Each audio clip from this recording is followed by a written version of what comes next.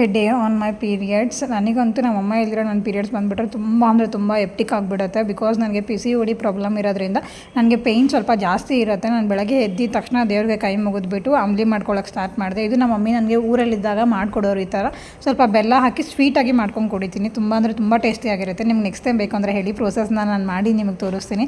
ವಾರ ಪೂರ್ತಿ ಯೂಸ್ ಮಾಡಿರೋ ಎಲ್ಲ ಬಟ್ಟೆನೂ ವಾಷಿಂಗ್ ಮಿಷಿನ್ಗೆ ಹಾಕ್ಬಿಟ್ಟು ಅಡುಗೆ ಮನೆಗೆ ಬಂದು ನೋಡಿದ ತಕ್ಷಣ ನಾನು ಎದೆ ಒಂದ್ಸಲ ಡಗ್ ಅಂತು. ಬಿಕಾಸ್ ಎಲ್ಲ ಊರಿಗೆ ಹೋಗ್ಬಿಟ್ಟಿದ್ದಾರೆ, ಒಬ್ಬಳೇ ಇದ್ದೀನಿ.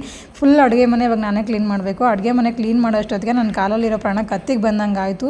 ಮೊದಲೇ ಬ್ಯಾಕ್ ಪೇಯ್ನು, ಅದರಲ್ಲಿ ಅಡುಗೆ ಮನೆ, ಯಪ್ಪ ನಮ್ಮಮ್ಮ ಯಾಕಾದರೂ ಇಲ್ವೋ ಅಂತ ಅನಿಸ್ಬಿಡ್ತು. ಅದಾದಮೇಲೆ ನಾನು ಬಟ್ಟೆ ಎಲ್ಲ ನೀಟಾಗಿ ಕಬೋರ್ಡಲ್ಲಿ ಸೆಟ್ ಮಾಡಿಕೊಂಡೆ.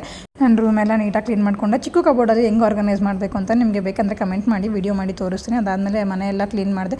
ಇಷ್ಟೆಲ್ಲ ಮಾಡೋ ಅಷ್ಟೊತ್ತಿಗೆ ನನ್ನ ಪ್ರಾಣ ಹೋಗಿ ಬಂದಂಗೆ ಆಯಿತು. ಅದಾದಮೇಲೆ ಇವಾಗ ಸ್ನಾನಕ್ಕೆ ಹೋಗ್ತಾಯಿದ್ದೀನಿ. ಸ್ನಾನ ಮಾಡ್ಕೊಂಡು ಅಷ್ಟೊತ್ತಿಗೆ ಸಿರಿಯವ್ರು ಬಂದಿದ್ರು. ಇವಾಗ ಮಚ್ಚ ಮನೆಗೆ ಹೋಗಬೇಕು. ಸೊ ಅಷ್ಟೇ. ಈ ವಿಡಿಯೋ ಹೆಂಗೆ ಅನ್ನಿಸ್ತು ಅಂದ್ಬಿಟ್ಟು ಕಮೆಂಟ್ ಮಾಡಿ. ಬಾಯ್ ಬಾಯ್.